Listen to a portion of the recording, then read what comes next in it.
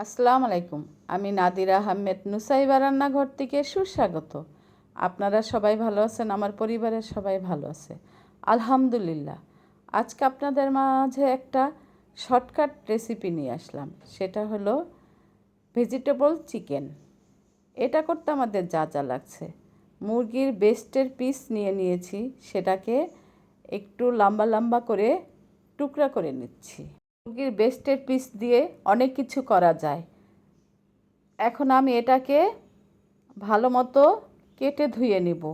একটা বাটিতে 2 cup chicken নিয়ে নিব।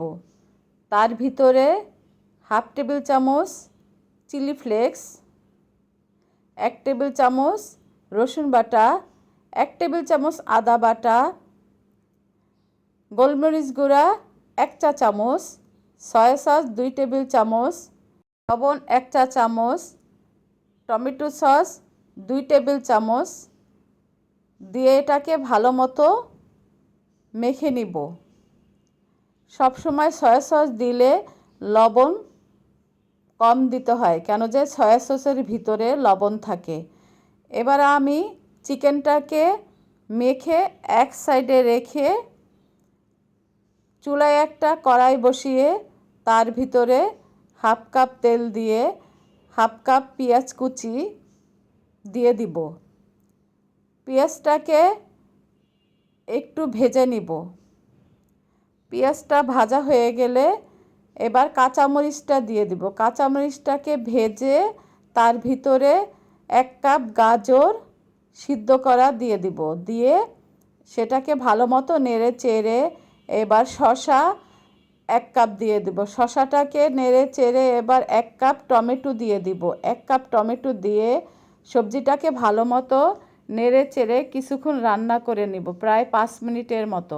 5 মিনিটের পর ম্যারিনেট করা চিকেনটাকে দিয়ে দিব। চিকেনটাকে দিয়ে এবার ভালো মতো এটাকে নাড়াচাড়া করতে থাকব। কিছুক্ষণ নাড়াচাড়া করে তারপরে ঢেকে রান্না করব প্রায় 10 মিনিটের মতো। 10 মিনিটের পর ফিরে এসে চিকেনটাকে আরেকটু নেড়ে চেড়ে দেব।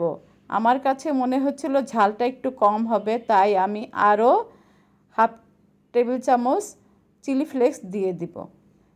এই সসটা আমি আগেই তৈরি করে রেখেছিলাম। আমার চ্যানেলে সসের রেসিপি আছে, আপনারা সেটা দেখে সস তৈরি করে খাবেন। এবার আমি একটা প্লেটে সস দিয়ে চিকেনটাকে দিয়ে দেব। এই চিকেন দিয়ে পিৎজা, পরোটা খাওয়া যায়। এই চিকেনটা খুব সহজে তৈরি করা যায়। এর উপরে আমি কিছু তিল ছড়িয়ে দিব, তাহলে চিকেনটা খেতে অনেক সুস্বাদু লাগবে। আমার মতো এই চিকেনটা আপনারা রান্না করে খাবেন এবং আমার সাথে থেকে আমাকে লাইক, কমেন্ট, শেয়ার, সাবস্ক্রাইব করবেন, ফেসবুকে ফলো দিবেন। এভাবে করে চিকেন রান্না করে দিলে বাচ্চাদের সবজিও খাওয়া হলো, আবার চিকেনও খাওয়া হলো, তাহলে শরীরের জন্য অনেক ভালো হয়। আমাদের ঘরে সবসময় চিকেন থাকে। বাচ্চাদের এরকম করে আমরা চিকেন রান্না করে খাওয়াবো। আমার মতো এই রেসিপি আপনারা করে খাবেন এবং কমেন্ট করে জানাবেন কেমন হলো। এই রেসিপিটা আমার ঘরে সবাই অনেক পছন্দ করে। আমি এটা দিয়ে পিৎজা তৈরি করে খাওয়াই। আল্লাহ হাফেজ।